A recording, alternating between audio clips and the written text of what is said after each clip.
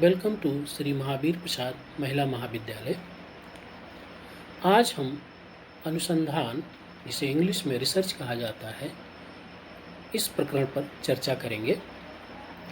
अनुसंधान शब्द प्रायः हिंदी के विभिन्न शब्दों जैसे शोध, गवेषणा, अन्वेषण, परिप्रेक्षा, जांच का ही समानार्थी है, परंतु अनुसंधान एवं शोध का अत्यधिक उपयोग किया जाता है। अनुसंधान द्वारा उन मौलिक प्रश्नों का उत्तर देने का प्रयास किया जाता है जिनके उत्तर अभी तक उपलब्ध नहीं है।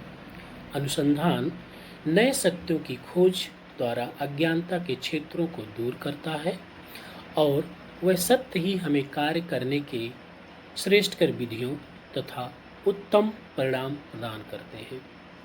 अनुसंधान कार्यों द्वारा उन प्रश्नों का उत्तर खोजने का प्रयास किया जाता है जिनके उत्तर अभी तक साहित्य में उपलब्ध नहीं हो सके हैं अथवा मनुष्य की जानकारी में अभी तक नहीं है।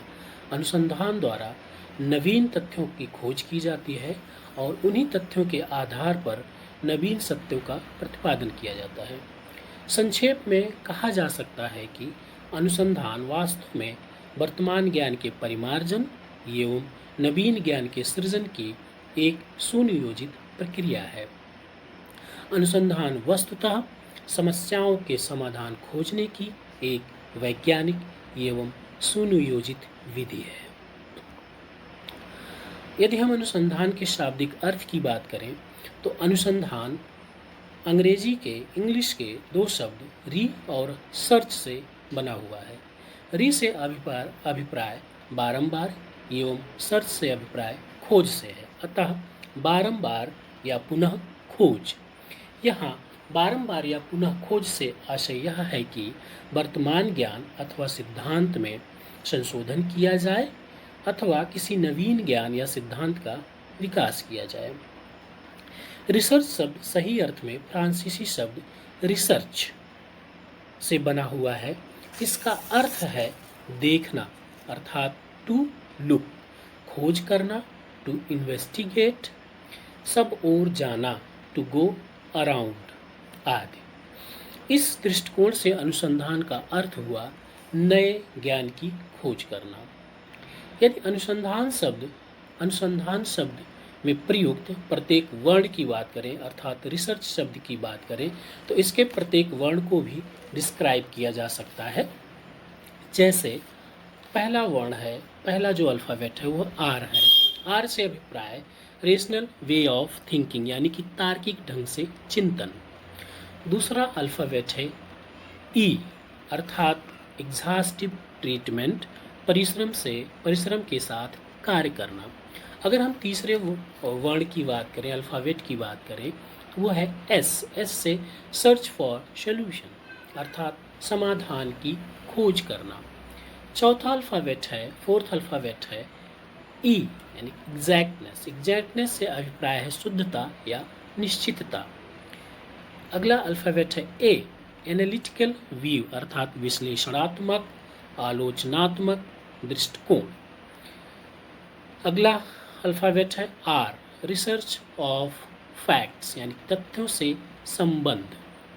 नेक्स्ट सी, क्रिटिकल ऑब्जर्वेशन, आलोचनात्मक, समालोचनात्मक या सूक्ष्म निरीक्षण।